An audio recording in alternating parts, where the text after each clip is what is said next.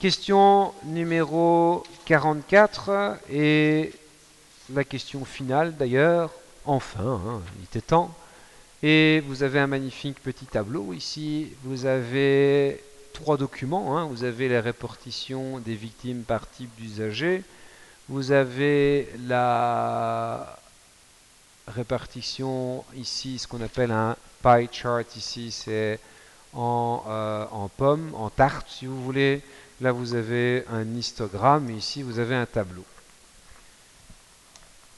Il faut bien garder toutes ces données devant soi évidemment pour y répondre.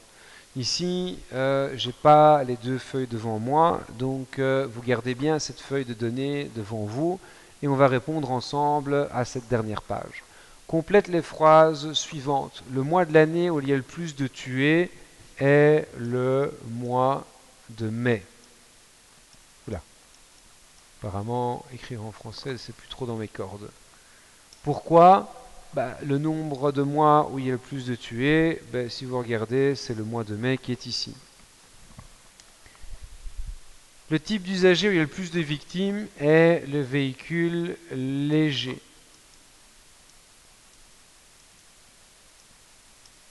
Si vous regardez ici, un véhicule lourd, non, c'est le véhicule léger. Vous voyez bien que là, on a la plus grosse partie sur ce pie diagram. Le nombre de piétons blessés est 4614. Où est-ce qu'on voit ça?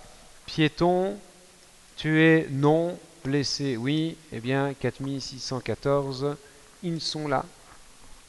Justifie qu'il y a plus de victimes à vélo qu'à moto cyclomoteur.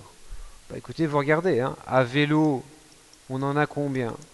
À vélo, on en a, hop, vélo, 68 plus 8503.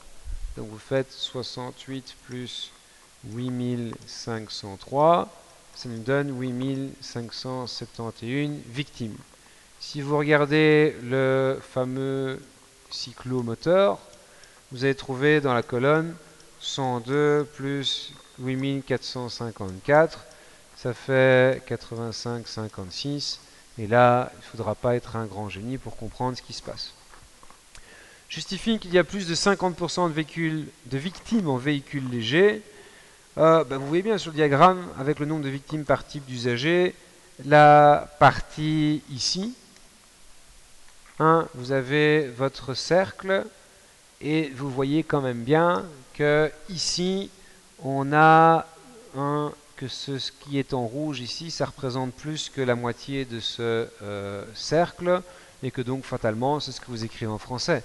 Comme il y a un angle ici qui est plus grand que 180 degrés, ça veut dire qu'on a clairement plus que 50% qui représentent tout cela. Donc, écoutez, voilà. Voilà pour votre peut-être premier ou un autre, en tout cas CE1D complété totalement. Hein. Là maintenant, c'est terminé. Hein, c'est over, hein, comme on dit en anglais. Bravo pour les plus courageux qui ont quand même le courage d'abord essayer de résoudre cela et puis de regarder les réponses. Pour ceux qui l'ont fait dans l'autre sens, écoutez, c'est quand même moins efficace. Hein. N'oubliez jamais que pour être bon en mathématiques, c'est comme dans le sport, c'est comme dans le vélo, c'est comme dans le football, c'est comme dans tous les sports que vous voulez. Il faut faire les exercices. Si vous faites d'abord les exercices, que vous ne comprenez pas comment on fait, que quelqu'un vous montre comment on fait, ça va être 300 fois plus efficace que si vous regardez bêtement quelqu'un qui fait les choses devant vous. Si vous regardez un match de foot, vous ne jouerez pas mieux au football. Vous regardez quelqu'un qui danse, vous danserez pas mieux. Tant que vous ne l'avez pas fait, c'est pas bon. Donc faites-le. Et c'est beaucoup plus utile d'ailleurs d'en faire un soi-même et de regarder les réponses et de bosser dessus que de regarder 10 CE1D résolus entièrement et de ne pas faire un exercice. Ça, c'est vraiment le mot final. Et maintenant, écoutez, hein, j'arrête de vous embêter. Et bon boulot pour ceux qui continuent à réviser.